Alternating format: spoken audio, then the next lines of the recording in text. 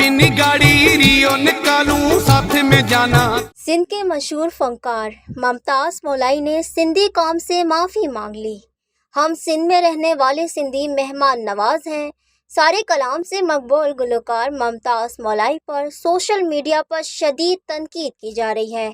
मुमताज मौलाई ने निजी टीवी के प्रोग्राम में कहा कि मैं पाकिस्तानी हूँ, अल्हम्दुलिल्लाह मुझे पाकिस्तान से प्यार है और उर्दू हमारी कौमी ज़बान है, इसलिए सोचा कि ऐसा गाना गाऊं जो सबको मुत्तहिद कर दे। मुमताज़ मौलाई को ऐसे बयान के बाद सोशल मीडिया पर तनकीद का निशाना बनाया जा रहा है।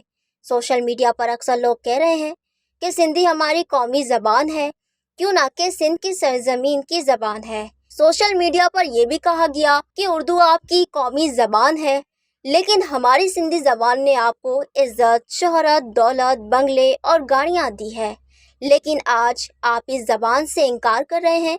सोशल मीडिया पर मुमताज़ मौलाई के लिए घटिया अल्फाज भी इस्तेमाल किए गए।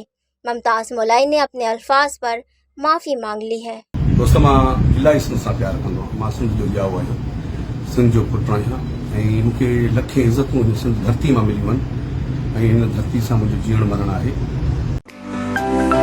To watch more videos, please subscribe to our channel and click the bell icon.